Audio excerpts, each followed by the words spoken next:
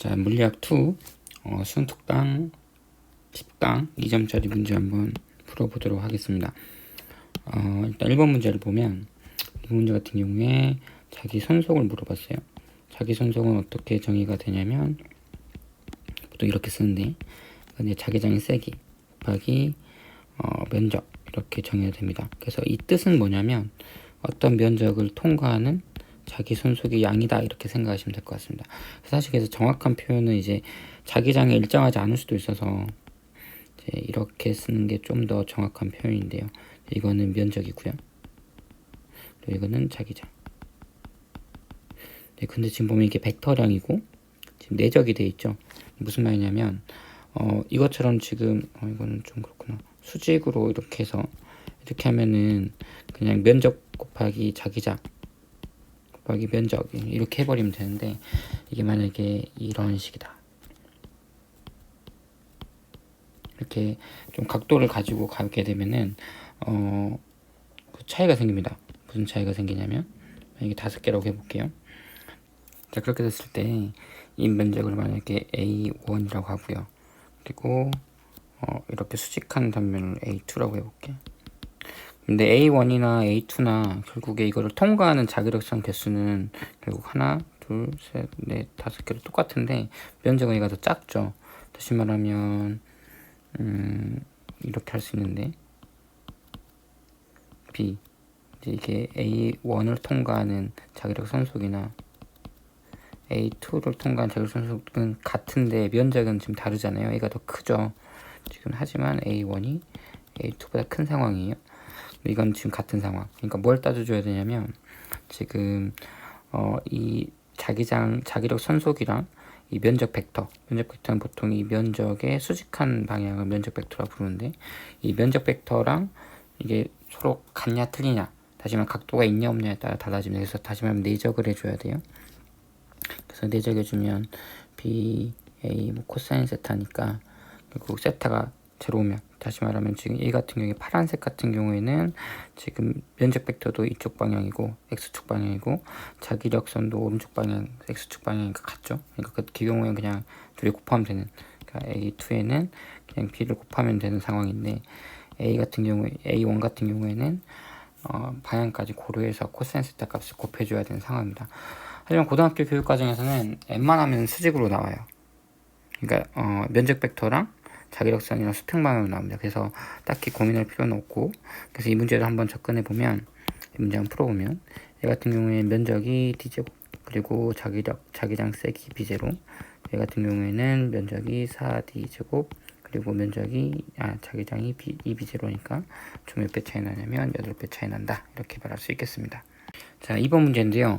2점짜리 2번 문제 치고는 꽤 어려워요. 그래서 한번 잘 고민하면서 풀어봐야 되는데 한 가지 다행인 건 이렇게가 같고 이렇게가 같습니다. 이렇게 같은 상황. 자, 그리고 이걸 축으로 해서 이게 지금 이렇게 하나의 도선인데 이걸 축으로 해서 이렇게 돌린대요. 어떻게 돌리는지 상상이 가시나요? 그러니까 이거를 눕혀서 보면 이게 지금 위에서 본 모습이라 친다면 옆에서 본다면 이쪽이 X축이고 지금 이렇게 들어가는 방향이 Y축 방향이라고 생각을 해볼게요. 그러면 지금 도선이 지금 현재 ED까지 이렇게 있죠. 이렇게 정사각형이 있죠.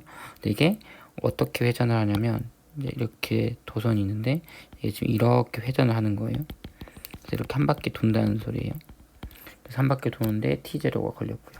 그러면 우리 각진동수는 시간당 2파이 도는 게 지금 그거니까 시간당 2파이 도는 게 이게 이제 주기가 되겠지.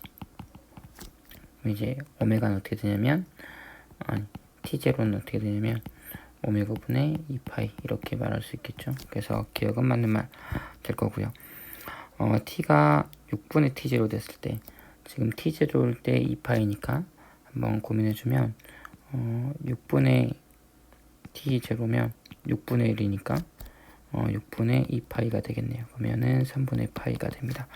자, 그러면 3분의 파이만큼 올라간 거예요. 이게 그러니까 이렇게 된 거지. 이게 3분의 파이가 된 거예요. 3분의 파이가 되면 지금 어떤 상황이냐면 이게 지금 이 D니까 여기가 D가 되겠죠. 이게 특수각 60도 생각을 하면. 다시 말하면 근데 지금 D 지역 0부터 D 지역까지는 자기장의 세기가 B예요. B. 그래서 한번 계산해 보면 자기 손속은 자기장 세기 곱하기 면적인데, 네, 정사 아까 1번에서도 말했지만 수직한 단면만 생각해 줘야 돼요. 그러니까 0에서 D 사이, 0에서 D 사이에만 면적이 지금 이렇게 있는 거니까, 그래서 이제 위에서 이렇게 자기장이 이렇게 쏟아지고 있는 거죠. 그러니까 자기장이 지금 이렇게 오고 있는 거지. 자기장. 근데 지금 이런 상황이에요. 좀 엄밀하게 그리면 이렇게 잘라서 마이너스 t 마이너스 2d 이렇게 했으면 여기서는 b0, 여기서는 b0, 여기서 b0, 여기는 b0, 지금 이런 상황이죠. 근데 지금 d 면적은 이제 어떻게 될 거냐면, 지금 여기 구간만 생각해 줘야 되니까 d 곱하기 이게 2d니까 2d, 그리고 이때 자기장의 세기는 저 구역은 b0만큼이니까 이걸 생각해 주면 이 b0 d제곱이다. 그래서 니은도 맞는 말 되겠습니다. 저항에는 존리 방향 물어봤어요. 4분의 t면은 어디냐면 t0가 2파이니까 4분의 t0면 4분의 2파이, 그래서 2분의 파이 지점 여기를 말하는 거고, 여기는 똑같은 논리로 2분의 3파이 지점 여기를 말하는 거겠죠. 그러니까 어디를 말하는 거냐면 여기 왔을 때 여기 2분의 파이일 거니까, 그리고 여기 왔을 때 여기 두 개를 각각 물어본 것 같아요. 그러면 이때 전류 방향이 어디냐 라고 따져줘야 되는데, 지금 이 면적 입장에서 보면은 이렇게 생각할 수 있어요. 파란색 면적, 지금 이게 이렇게 슝 돌아가고 있잖아요. 그러면은 이 자기장이 통과하는 면적이 점점 줄고 있어요. 점점 줄고 있죠. 이렇게 줄었다가 여기서는 반대로 마이너스가 되는 상황이지. 무슨 말이냐면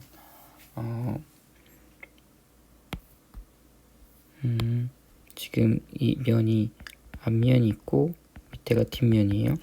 그러면 지금 앞면으로 자기장이 통과해서 뒷면으로 나가는 상황인데, 여기를 통과하는 순간 이 경우가 되면, 그러니까 저쪽 2사분면 쪽으로 가게 되면은 이렇게 되겠죠. 여기가 뒷면이고 여기가 앞면이니까 뒷면에서 앞면으로 가는 게 증가해요. 다시 말하면 지금 1사분면 좀 지저분해지는데 좀 자세히 설명을 하다 보니까, 1사분면 같은 경우에는 어떤 상황이냐면 앞면에서 자기장이 들어와서 뒷면으로 나가요. 그죠? 근데 이게 감소하고 있는 상황이고요. 2사분면은 뒷면에서 자기장이 나와서 앞면으로 나가는데 증가해요. 그럼 이거는 그 전자기도를 생각하면 두 개는 같은 상황이에요. 이게 뭐랑 비슷하냐면 N극이 다가오냐 S극이 멀어지냐, 결국 이 차이거든요. 그래서 결국에 얘네 둘은 같은 상황이에요. 얘네들은 전류의 방향 같아요. 다시 말하면 여기서 전류 방향이 바뀌진 않아요. 같은 논리로 여기서도 전류의 방향은 바뀌지 않습니다. 근데 이때 전류 방향이 어디냐면, 지금 자기장이 이렇게 들어가고 있는데 이게 점점 감소하고 있으니까 들어가는 방향으로 전자기도가 생기려면 연치법 생각하면 이렇게 전류 걸러요. 1사분면에서는 1, 2사분면 중에서는. 근데 그 다음을 생각하면은 그때 이제 반대로 되겠죠. 다시 말하면 여기까지 왔다가 여기서 이제 넘어간다고 생각을 하면, 여기서 넘어간다고 생각하면 저기 뒷면이었다가 저기 앞면인데 지금 뒷면에서 앞면을 통과하는 자기장이 원래는 이만큼이었어요. 3B 총 합치면 2B에다가 B니까 3B인데 이게 지금 이렇게 되고 이렇게 되고 이렇게 되고 이렇게 될수록 점점 그 양이 줄어드는 거죠.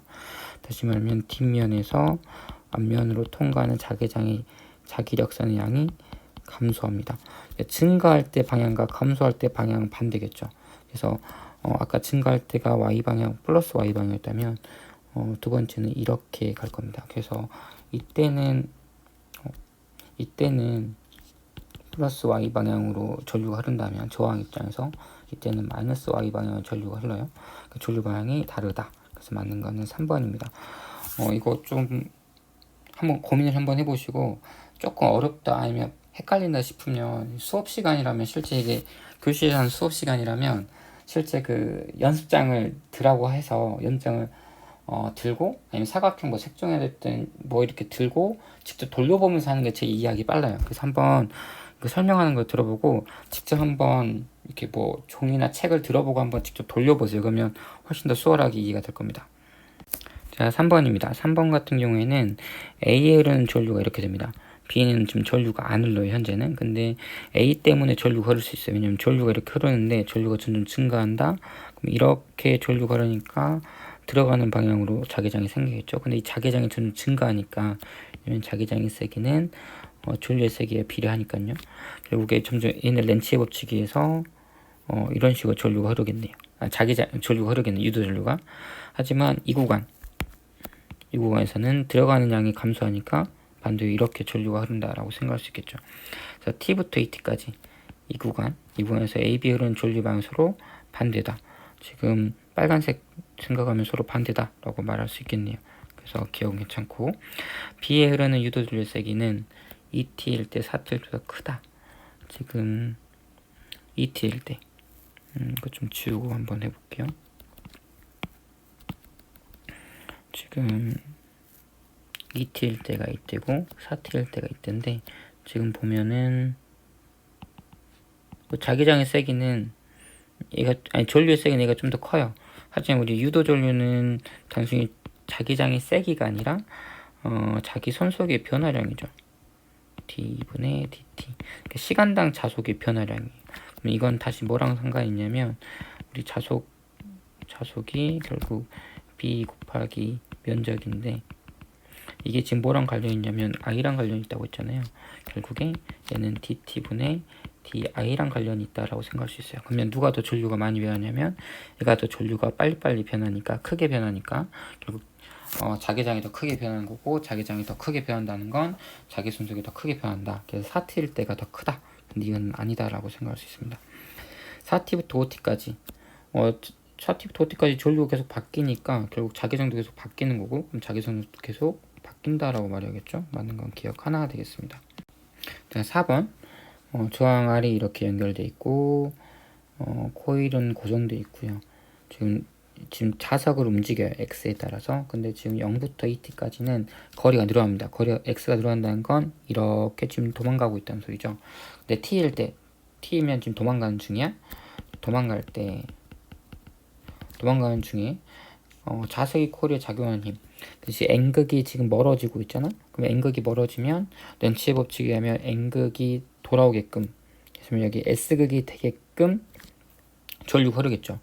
그럼 S극이 된다는 건 결국 자석은 어디로 힘받냐면 이쪽으로 힘받을 거고, 코일도 이쪽으로 힘받을 거니까 코일이 작용하는 자기력의 방향은 왼쪽이겠네요. 오른쪽이 아니고. 그래서 오른쪽 틀렸습니다. 그리고 3T일 때는 다시 가까워지고 있네요. 그럼 다시 한번 생각을 해보면 3T일 때는 현재 가까워지고 있는 중이에요. 아래 흐르는 전류 방향. 그러면 N이 다가오니까 N을 이제 밀쳐내야죠. 렌치 법칙 생각하면. 이게 N극이 되게끔 전류가 흐르려면 그 오른손 법칙 생각하면 전류가 이렇게 흐른다. 그래서 ABD, ARB 이건 맞는 것 같고요. 코에 흐르는 전류의 세기는 T일 때가 3.5T일 때 작다. T일 때는 여기, 3.5일 때는 여기. 이제 자기 전류 거리는 딱 똑같네.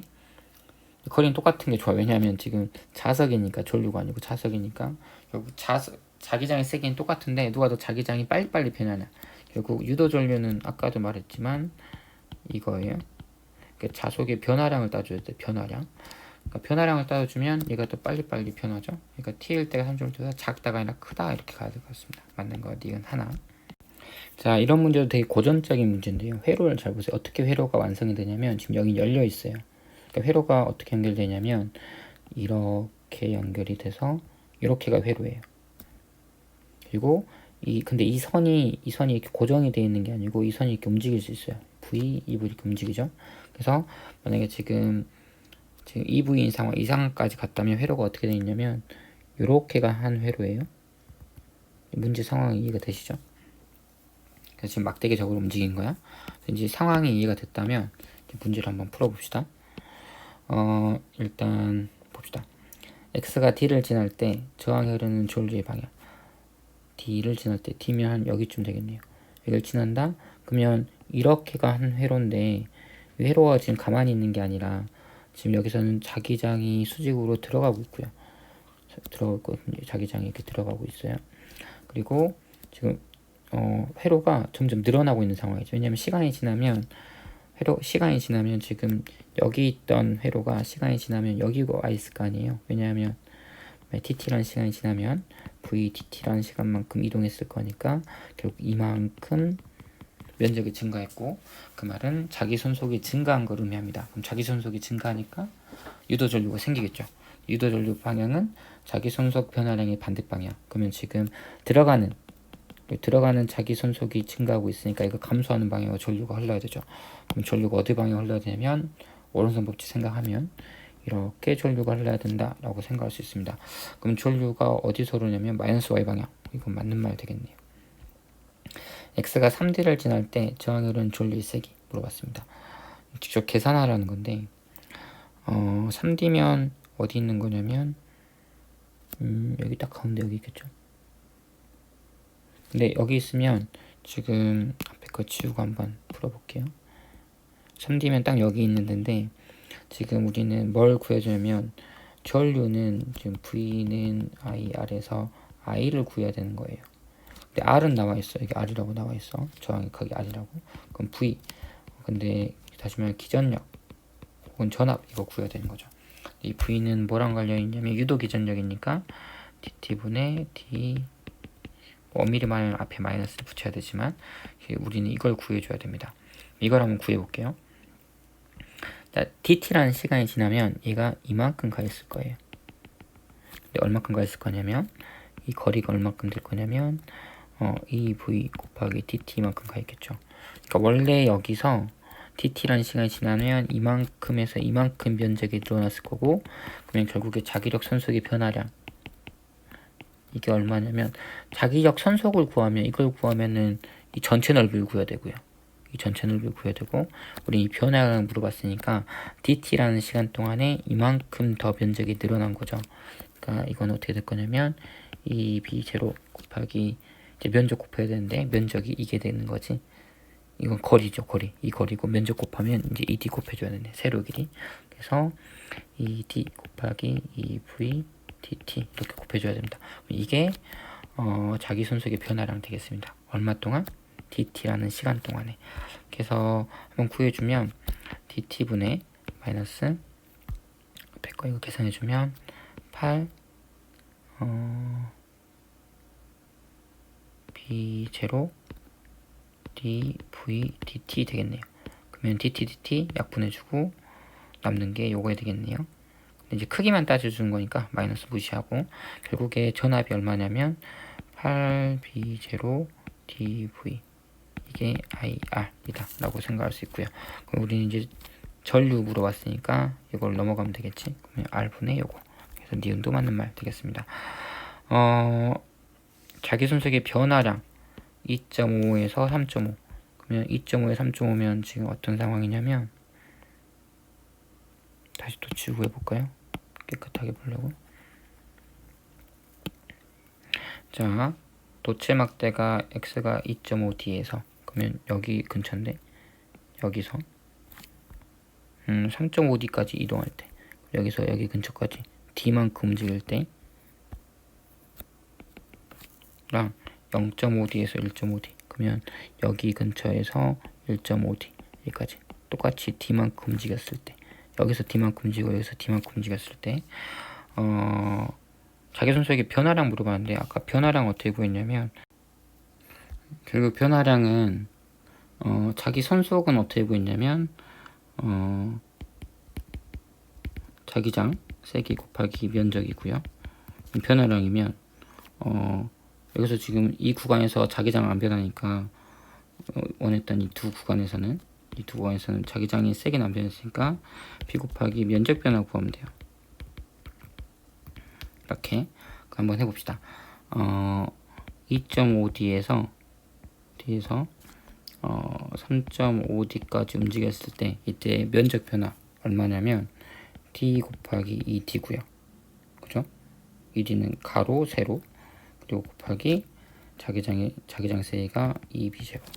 그리고 0.5D에서 1.5D까지 움직였을 때는 D 곱하기 2D 똑같고 대신 자기장이 B0예요. 그러면 자기 손속의 변화량이 총 2배다 라고 생각을 해서 이걸 2배라고 생각할 수 있는데, 문제에서 뭐라 했냐면 단위 시간 동안이에요. 얘는 시간이 몇 초 걸렸는지 모르지만 여기서는 EV의 속도로 움직였고 여기는 V의 속도로 움직였어요. 근데 간 거리가 똑같아요. 그러면 시간이 누가 더 많이 걸렸냐면 밑에 게 더 많이 걸렸겠죠. 밑에 게 T0면 이거는 T0 이런 상황입니다.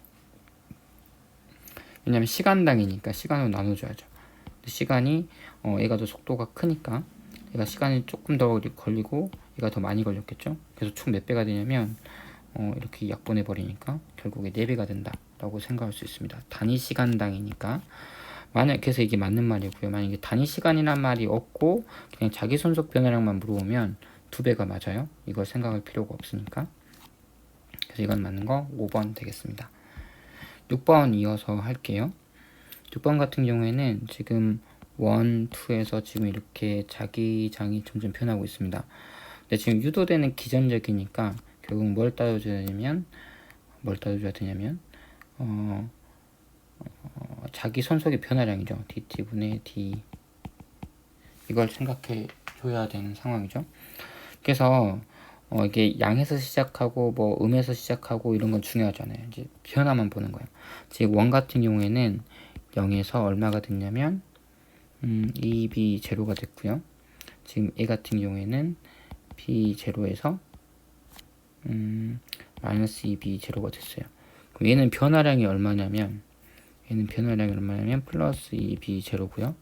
얘는 변화량이 얼마냐면 마이너스 3b 제로예요. 그럼 이제 면적 배웁시다. 여기서의 면적은 d 곱하기 2d 그리고 변화량이 얼마냐면 플러스 2b 제로 플러스 지금 2 구간은 면적이 2d 곱하기 2d고 변화량이 마이너스 3b 제로. 그러니까 이게 총 이게 되겠죠. 이게 되겠죠. t는 순간이니까 이렇게 쓰기보다는 이게 더 낫겠네요. 이렇게 변화량 이렇게 쓰는 게 더 낫겠네. 수학생들이 이걸 더 좋아하겠죠. 엄밀하게 해야 되니까.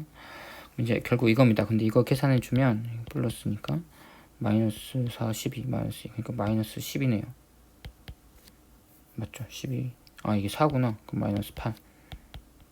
D제곱 B0. 근데 이게 얼마큼 시간이 지났냐면 T0라는 시간이 지났죠. 그러니까 이걸로 나눠주면 답은 4번 가면 되겠습니다. 자, 7번 문제 풀어보면 7번 문제에서 뭐가 나오냐면 기타 줄이 나오는데 기타 줄이 강자성체로 나와요. 강자성체 특징이 뭐냐면 자석이 있으면 달라붙으려고 하죠. 달라붙는다는 건 좌우가 된다는 소리인데 지금 여기가 N이니까 기타 줄을 좀 더 확대하면 이제 이쪽이 S극, 이쪽이 N극 이런 식으로 지금 좌화가 될 거예요. 마치 뭐 시침핀이나 이렇게 할 때 자석 갖다 대면 되는 것처럼. 근데 이 상황에서 얘가 지금 이렇게 왔다 갔다 진동을 줘요. 다시 할게. 이렇게 왔다 갔다 진동을 주면 S극이 가까이 올 때도 있고 S극이 멀어질 때도 있겠죠. 그럼 이 코일 입장에서는 S극이 다가오면 유도전류, S극이 멀어져도 유도전류 이제 이런 식으로 생길 거다 생각할 수 있습니다. 기타 줄이 자석에 접근하면 자석이 접근한다는 소리는 S가 지금 가까이 온다는 소리죠. S가 가까이 오고 있습니다. S가 멀어지게끔 유도전류가 생겨야 되지. 그러면 이쪽이 S극, 이쪽이 코일 입장에서 N극이 되게끔 유도전류가 생길 거니까 이렇게 전류가 흐르겠네요. 그러니까 A에서 B 방향으로 전류가 흐른다. 맞는 말이네요. 기억은. 나에서 T에서 ET0 사이에 T에서 ET0 사이에 코일 유도는 기존의 크기가 최대일 때는 결국에 제일 많이 변할 때잖아. 근데 2분의 3T0면 여기인데 여기는 변화량이 없잖아요. 변화량이 빵이잖아. 오히려 이때가 변화가 최대죠. 그러니까는 최대일 때, 최소일 때고요. 최대일 때는 이때가 최대입니다. 이 두 가지가. 자, 그래서 아니고 ET0일 때 저항에 흐르는 전류의 세기는 다가 나보다 크다. ET0일 때. 다시 말하면 여기죠. 여기 그리고 이때 전류의 세기 진폭도 크고 실제 변화량도 이거랑 비교하면 여기가 더 변화율이 더 크겠지. 그러니까 다가 나보다 더 크다 맞는 말 되겠습니다. 기억과 T가. 이거 어차피 사인 함수니까 사인 함수 생각해보면 사인 오메가 T 이거는 변이가 더 크니까 뭐 E 사인 오메가 T 이렇게 생각한다면 변화율을 따져줘야 되니까 결국 미분하라는 소리고 미분하면 T 같으면은 그러니까 얘가 더 크죠? 얘는 2배 정도 더 크네요. 만약에 2배 차이 난다면 이게 2배 정도 차이 난다면 그래서 이렇게 된다라고 생각할 수 있습니다. 8번 문제 보면은 상호 인덕턴스라는 말이 나오는데요. 수업을 안 하고 그냥 문제풀이만 하니까 이거에 대한 자세한 설명은 못하겠지만 결국 이런 겁니다. 사실 물리학 1에서 배웠던 전자기도랑 똑같아요. 그 상호 인덕턴스는 뭐냐면 너 때문에 유도전류가 생겼다는 소리예요. 다시 말하면 자석이 아니라 코일의 전류를 흐르는데 이 코일이 변하면 코일에 흐르는 전류가 많이 변하면 이게 만약에 직류관이 변하면 여기서는 이제 가변장을 이용해서 전류의 세기를 바꿨는데 그래서 그렇게 되면은 자기장이 언제는 막 셌다가 또 언제는 좀 약했다가 이러겠죠. 그럼 이 입장에서는 자기장이 변하니까 전류가 생깁니다. 그죠? 근데 여기에서 생기는 유도전류는 당연히 이런 공식을 따르겠지. 자기손속의 변화량. 근데 이 자기손속의 변화가 뭐 때문에 관련되냐면 결국 이 dp d 이거는 결국 d 자기장 곱하기 면적인데 뭐 면적은 똑같을 거고 코일의 면적이 바뀌지 않을 거니까 B가 변하는 건데 이 B는 누구 때문에 생기는 거냐면 여기 통과하는 자기장은 결국 1차 코일에 흐르는 전류 때문에 생기는 거잖아요. 결국에 dt분의 d 이게 뭐랑 관련이 있냐면 dt분의 d i1이랑 관련이 있다 라고 생각을 할 수 있겠죠. 지금 결국 근데 이게 뭐냐면 2차 코일에 흐르는 유도 전류고 이게 IR이 되는 거죠. 그러니까 결국 이게 뭐랑 관련이 있냐면 IR과 관련이 있다 라고 생각을 할 수 있을 겁니다. 그래서 상호 인덕턴스가 어떻게 되냐면 결국 dt분의 di1 때문에 그리고 여기에다가 어떤 개수만큼 근데 이 개수는 뭐랑 관련이 있냐면 두 코일의 거리 뭐 간격 크기에 따라서 이제 어떤 개수가 결정이 될 거고요. 이거에 비례해서 2차 코일의 유도 기전력이 결정될 거다. 이렇게 해서 이거를 우리는 이 개수를 상호 인덕턴스 M이라고 부릅니다. 이게 0.3이라고 나와 있고요. 1차 코일에 흐르는 전류가 0.1초 동안에 이만큼 변했대요. 0.1초 동안에 0.3A가 바뀌었고 유도 개수는 0.3이고 이게 결국 유도 기전력이다. 계산해주면 0.9 그래서 0.9V다 이렇게 계산할 수 있습니다. 그래서 보통 이렇게 공식으로 외우는데 네, 뭐 이렇게 해서 의미를 좀 알고 있는 게 더 좋겠죠. 자, 예수 9번 문제입니다. 지금 자기장의 세기가 좀 증가하고 있다고 했고요. 지금 나오는 방향은 증가하니까 렌치 방향 생각하면 이렇게 전류가 흘러야 되겠죠. 들어가는 방향으로 유도 전류가. 그러니까 유도 전류의 방향은 이 방이다. 기억 맞는 말 될 거고. 가에서 충전기와 휴대전화 사이 거리가 멀수록 기전력 크기는 작다.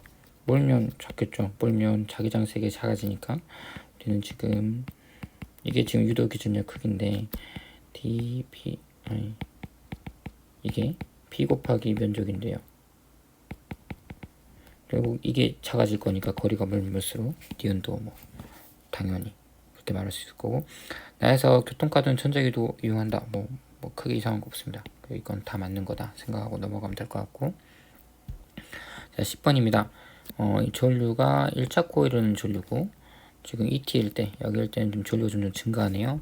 그럼 전류가 증가한다는 거, 제 1차 코일에서는 자기장을 이 방향으로 만드는데, 이 방향 자기장이 좀 세진다는 소리예요. 자기장이 세지니까 전류가 이쪽 방향으로 자기장이 생기게끔 전류가 흘러야 되니까 이렇게 전류가 흐르겠네요. 그러면 이게 아닌데 반대인데, 기억은 이상한 것 같고, 3T에서 5T까지는 자기력 손속이 일정하죠. 일정해서 유도 전류가 생기지 않습니다. 니은 맞고, 지열은 전류의 세기는 T0 밑대, 그리고 6T일 때, 역대. 물론 전류의 세기는 6T일 때가 더 세지만 변화량을 따져야 되죠. 근데 변화량이 6T일 때가 더 크네요. 그러니까 이게 이거 크다 이상하네요. 맞는 거는 니은 하나 되겠습니다. 11번 이어서 볼게요. 여기 지금 여기 R 있고 여기 ER 있고 지금 코일이 있습니다. 근데 여기에 지금 10번 관계 있고 n번 관계 있고 10n번 관계 있고, 근데 지금 우리가 알아줘야 될 게 뭐냐면 많이 감을수록 전압이 높아요. 전압이 높다. 그러니까 n이 v에 비례한다. 이건 꼭 알고 계세요. 그래서 지금 2차 코일에 유도된 게 v라는 건 여기는 10V가 지금 걸려 있다라고 생각하시면 됩니다. 다시 말하면 여기서 좀 이렇게 전류가 흐르는데 전류가 이제 교류니까 이렇게 돌렸다 이렇게 돌렸다 하겠죠. 여기 코일에 걸린 전압이 10V예요.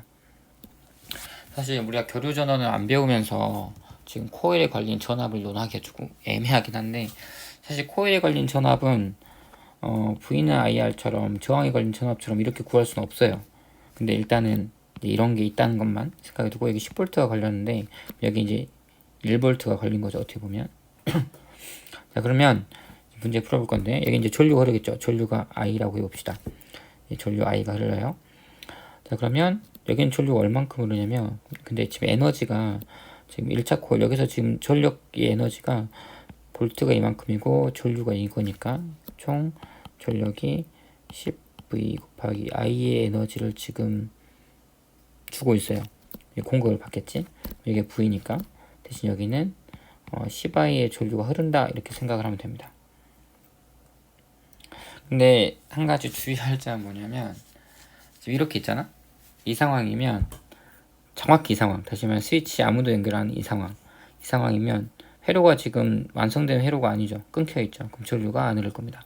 자, 그럼 무슨 일이 벌어지냐면, 여기도 전류가 안 흘러요. 아니 쌤, 여기는 회로가 완성돼 있는데요 라고 물어볼 수 있겠지만, 이걸 생각해 줘야 돼. 이게 지금 어디서 나오는 거냐면 일종의 송전할 때 나오는 개념이거든요. 송전할 때, 그러니까 전기를 보내고 받을 때.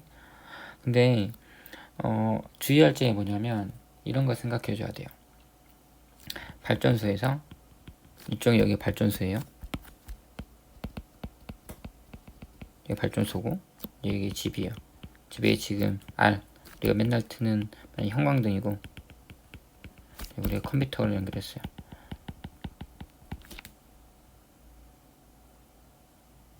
근데 이건 직렬 연결이니까 좀 정확한 표현은 아니구나. 그냥 두 개가 그냥 다 똑같은 거라고 합시다. 자, 그런데 발전소에서 집으로 전기를 보내주죠. 근데 이게 인과 과정이라고 해야 되나? 이걸 잘 따져야 돼요.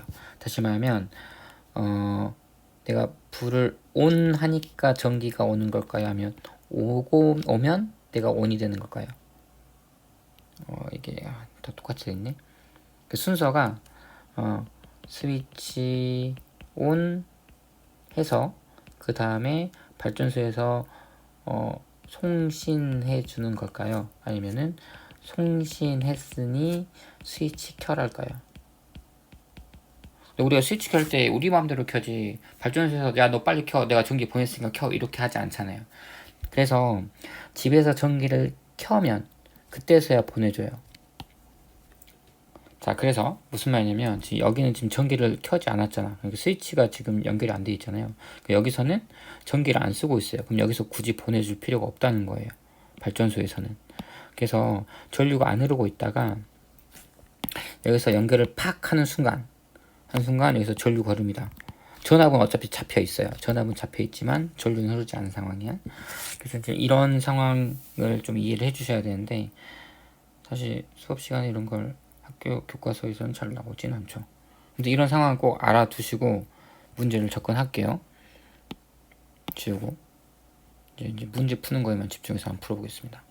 사실 문제는 어렵지 않아요. 근데 이걸 이해하는 게 조금 어려울 뿐이지. 자, 아까 문제 풀 때 필요한 거 자료 여기가 V이고 여기가 10V이고 이것까지 나와 있는 상황이지. 교류전압 걸린 전압은 10V다. 그 이상한 거 없고요. 그러니까 여기에 걸린 전압, 여기서 주는 전압이 여기 다 걸릴 거니까 여기 뭐 저항도 없고 아무것도 없어서 2차 코일은 전류의 세기는 3R분의 V다. 여기 전류 물어봤네요. 이 뒤에 연결했을 때. 자 그러면 V니까 지금 저항이 총 3R이죠. 2R 직렬 연결이니까. 그러면 V는 IR인데 V는 I에다가 이 R이 3R이니까 I가 3R분의 V다 라고 말할 수 있겠죠. 그래서 니은 괜찮은 말.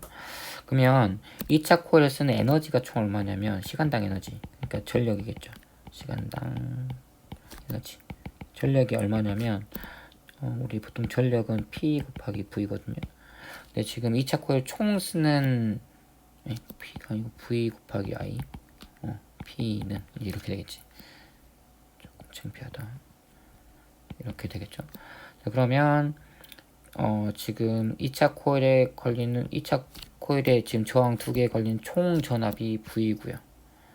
그리고 그때 흐르는 전류가 3R분의 V 되겠네요. 그러니까 이만큼의 지금 에너지를 쓰고 있어요. 근데 그 에너지를 누가 주냐면 1차 코일에서 주는 거죠. 근데 1차 코일은 10V예요. 전력이. 1차 코일.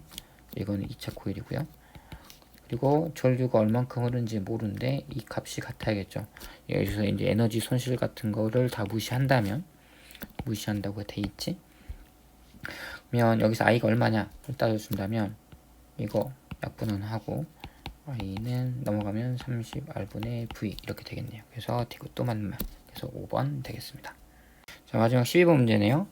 주행 시와 정차 시 충전되는 버스의 원리를 물어봤습니다.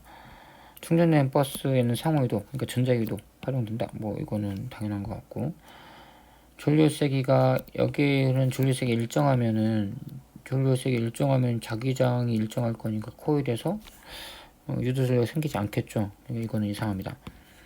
일정한 속력으로 운동하면 충전이 되지 않아 라고 했는데 사실 이 그림만 보고 이거를 이 학생 C가 맞는지 틀린지 이해하기가 쉽지 않습니다. 왜냐하면